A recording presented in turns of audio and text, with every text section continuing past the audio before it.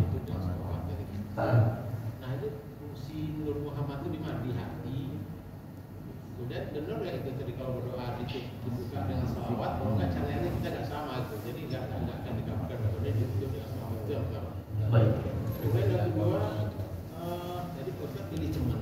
Karena kita teman kita ada yang jahat ya. Jadi kalau kita yang bukan memutuskan silaturahmi, berdosa juga. Baik. Baik. Yang pertama adalah terkait dengan Nur Muhammad, cahaya Muhammad. Ya. Ini mohon maaf adalah kisah-kisah yang makdzubah, kisah-kisah yang dusta. Ya. Banyak orang mengatakan, ada beberapa orang menceritakan bahwasanya Allah itu menciptakan makhluk-makhluknya dari Nur Muhammad, dari cahaya Muhammad. Ada juga kisah mengatakan ketika Adam berjalan di surga, melihat di pintu surga itu ada tulisan Muhammad. Siapa itu Muhammad? Maka Allah mengatakan Muhammad adalah Nabi yang terakhir, manusia yang paling mulia.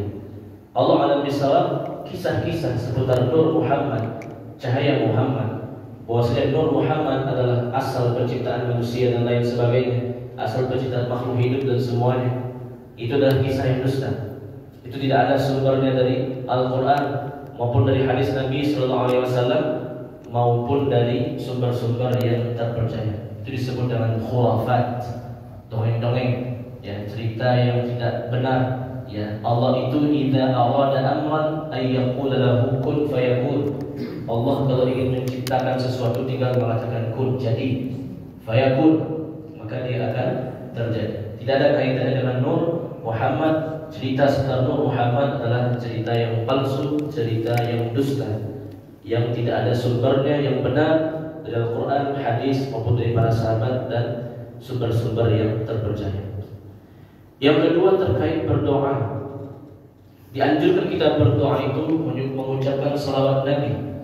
Mungkin di awalnya atau di pertengahan doa atau di akhir doa. Dalam setiap doa kita ucapkanlah salawat kepada Rasulullah SAW. Kenapa?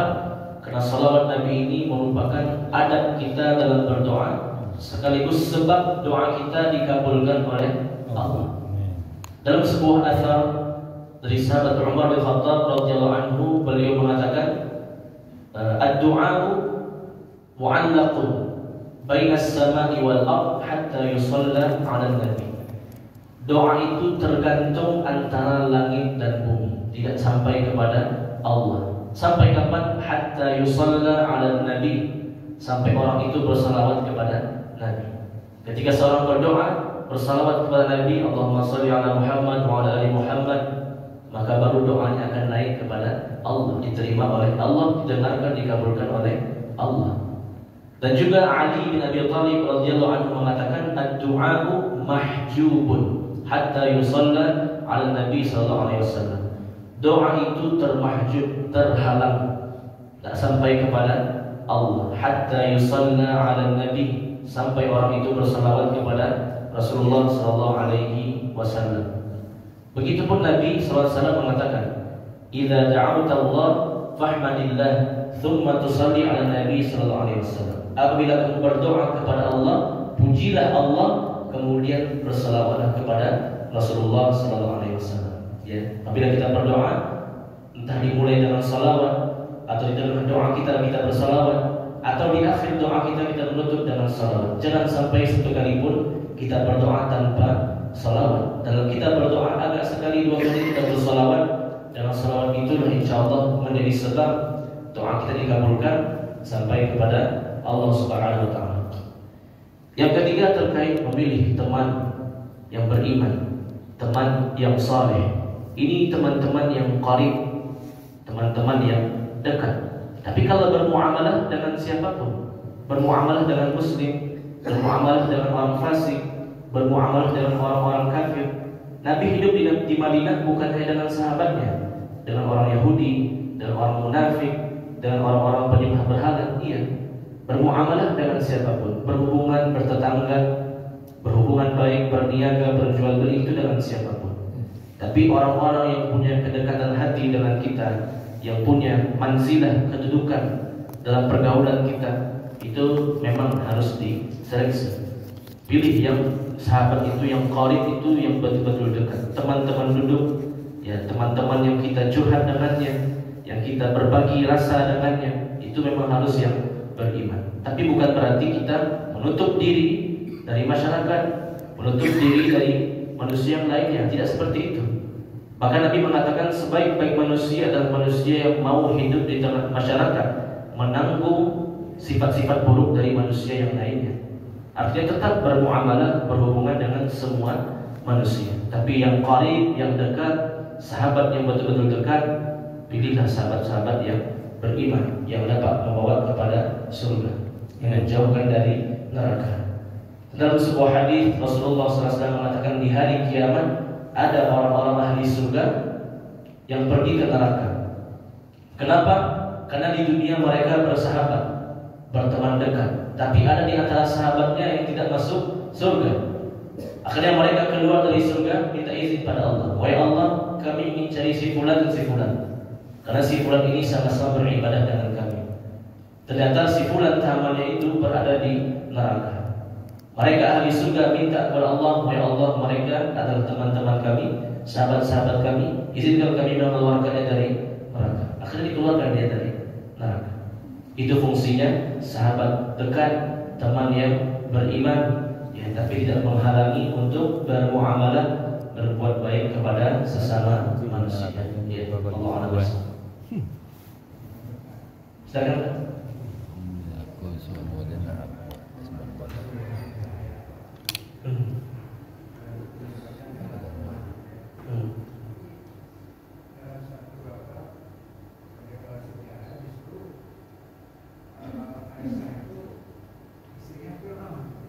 Asia. Asia.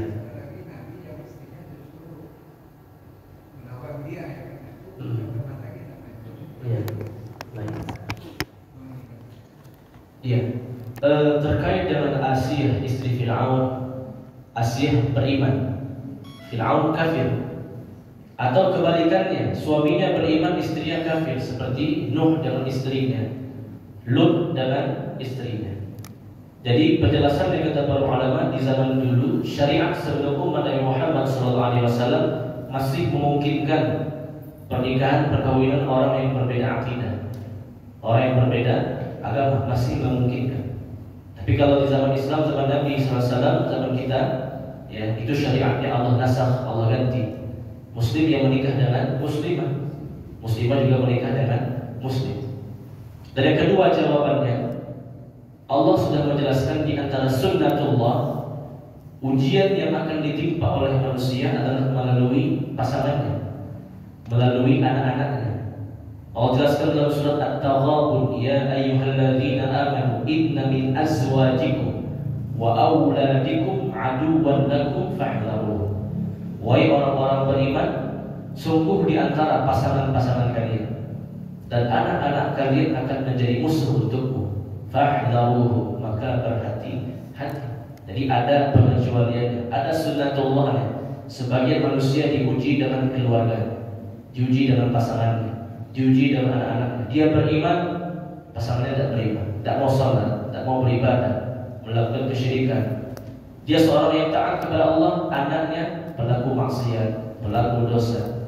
Itu merupakan sunnatullah. Sebagian manusia diuji melalui orang-orang dekatnya, keluarganya, anak-anaknya, kerabatnya, ya seperti itu. Jadi yang pertama jawabannya, syariat umat terdahulu memungkinkan untuk menikah orang yang berbeda agama, seperti Nabi Nuh dan istrinya, Nabi Lut dengan istrinya, Fir'aun dengan Asia, yaitu berbeda agama. Tapi zaman Nabi SAW, Islam sampai akhir zaman, Muslim dengan Muslim. Yang kedua, itu merupakan ujian, cobaan dari Allah. Manusia juga akan diuji dengan pasangannya, dengan anak-anaknya. Ya, Allah Akbar.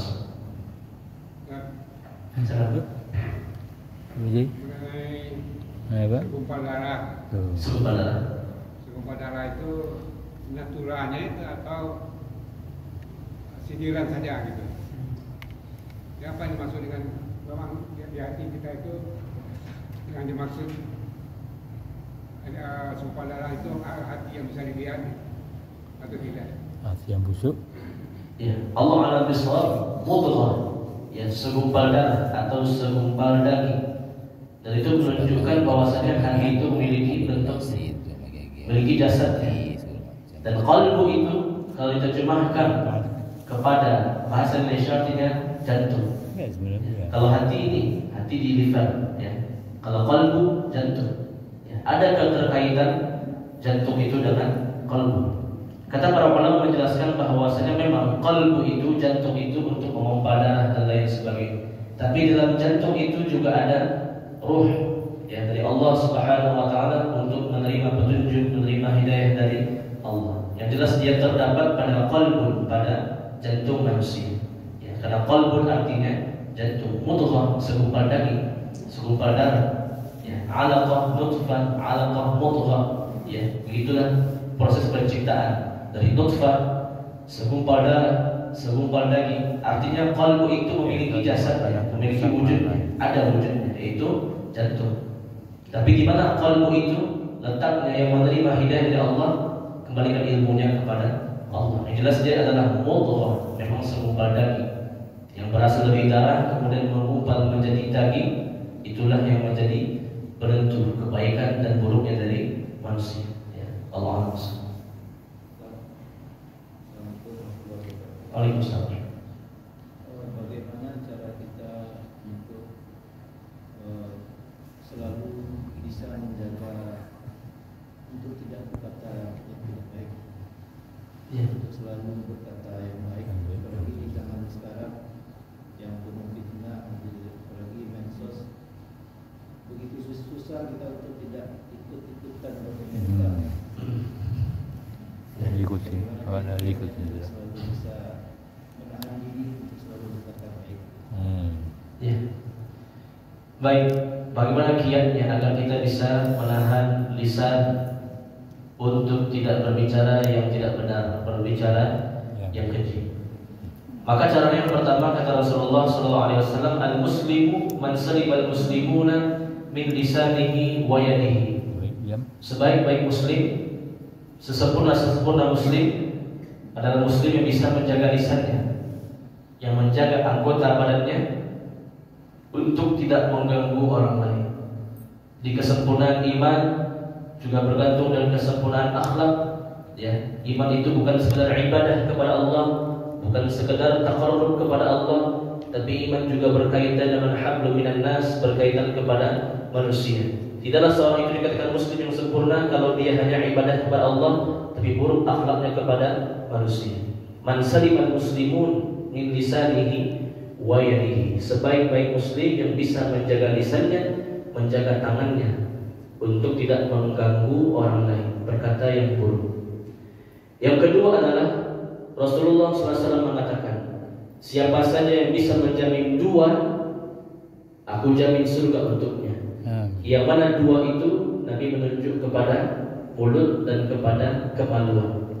Siapa saja yang bisa menjaga antara dua bibirnya, kata Nabi, dan antara kedua pahanya itu kemaluannya, dakhala jannah, maka dia akan masuk ke dalam surga. Siapa yang bisa menjaga lisannya, menjaga kemaluannya, maka dia akan masuk ke dalam surga. Yang ketiga, ketahuilah bahwasanya perkataan kita didengar oleh Allah, diperhatikan oleh Allah, dan para malaikat mencatat perbuatan kita. Wa inna 'alaikum lahafizin kiraman katibin ya'lamuna ma taf'alun. Sungguh setiap kalian manusia itu ada malaikat-malaikat penjaga, malaikat yang mulia yang senantiasa mencatat. Mereka mengetahui apa saja yang kamu kerjakan. Ma yalfidhu min qawlin illa ladaihi raqibun 'atid. Tidak ada satupun yang keluar dari mulut seorang manusia kecuali adalah malaikat raqibun 'atid. Ya, maka lisan ini sangat penting sekali untuk dijaga. Kata Nabi SAW, innal 'abda la yatakallam bi kalimatin min sakhatillah la yulqi laha balun yahwi biha fi nari jahannam. Sungguh ada seorang di antara kalian yang mulutnya itu sembarangan ngomong, tidak diperhatikan, tidak dipikirkan dulu apa yang akan dia ucapkan. Gara-gara perkataannya memasukkan dia ke dalam neraka Allah. Maka lisan adalah tanda kesempurnaan iman. Maka lisan adalah jaminan surga, dan lisan itu adalah wujud kebaikan. Apabila seorang itu baik lisannya, maka baik hatinya dan baik juga imannya. Setiap lisan perkataan yang keluar dari mulut kita diketahui oleh Allah, dicatat oleh malaikat dan akan dipertanggungjawabkan di hari kiamat. Ya, Allah SWT. Ya. Satu lagi aja Ustaz. Silakan. Tentang tema kita tadi masalah orang-orang munafik. Memang di hadis kan dikatakan bahwa sebenarnya sholat yang berat bagi orang munafik itu adalah isya dan subuh. Apakah orang-orang di zaman sekarang atau setelah itu tuh yang memang tidak melakukan sholat subuh berjamaah sama isya berjamaah itu terindikasi sifat munafik secara hati, apakah bela-belaan saja Ustaz? Terima kasih Ustaz. Iya. Di zaman Nabi SAW memang sahabat itu rata semuanya ke masjid. Yang tidak ke masjid itulah orang munafik. Kenapa mereka tak pergi di subuh dan isya? Karena masih gelap, tak dilihat oleh orang lain. Berbeda di zaman sekarang. Tak bisa kita menghukumi orang yang di rumah itu sholatnya dia itu orang munafik. Belum tentu. Di zaman Nabi memang iya. Karena para sahabat itu imannya sempurna, imannya itu tinggi kualitasnya, maka mereka kalau muqim pasti ke masjid. Sehingga betul-betul terpisah antara orang munafik dan orang yang beriman. Adapun di zaman sekarang kondisi keimanan kita tidak sama seperti kondisi keimanan sahabat. Boleh jadi dia sholat tapi tidak di masjid, dia sholat di rumahnya, dia sholat di kamarnya dan lain sebagainya. Ya, maka kita tidak bisa mengatakan orang yang datang ke masjid itu orang yang munafik. Itu berlaku di zaman Nabi. Ya. Tapi ada sifat kemunafikan, boleh jadi dia tertimpa sifat orang munafik, boleh jadi. Tapi apakah dia munafik? Nah, munafik yang tulen itu zaman Nabi memang seperti itu. Yang nak ke masjid biasanya munafik. Karena para sahabat itu yang laki-laki semuanya ke masjid tanpa terkecuali. Ya, meskipun ada khilaf terkait hukum ke masjid itu, namun para sahabat secara pengamalannya semuanya ke masjid. Maka langsung terpisahkan mana munafik mana yang beriman. Namun zaman sekarang tidak. Ya, kita tidak bisa mengatakan orang itu munafik, tidak bisa. Hati-hati. Tapi mungkin terkena sifat orang munafik. Kebiasaan orang munafik yang dia amalkan, tidak mau sholat subuh dan isya ke masjid. Namun bukan berarti mereka orang yang munafik. Ya, Allah SWT. Baik, kita cukupkan, mudah-mudahan bermanfaat dapat kita amalkan. Semoga Allah membersihkan hati kita semua. Amin. Hati yang bersih, menerima petunjuk dari Allah Subhanahu wa taala. Amin. Bukan hati orang munafik yang penuh dengan keburukan dan penyakit. Amin ya rabbal alamin. Kepada Allah kami mohon ampun, berapa itu semuanya kami mohon maaf atas kesalahan kekurangan. Subhanallah bihamdik, asyhadu an la ilaha illa anta, astaghfiruka wa atubu ilaik. Billahi taufiq wal hidayah. Assalamualaikum warahmatullahi wabarakatuh. Waalaikumsalam warahmatullahi wabarakatuh. Tadi itu adalah ceramah Ustaz Sultan Irsi tentang tafsir orang munafik itu busuk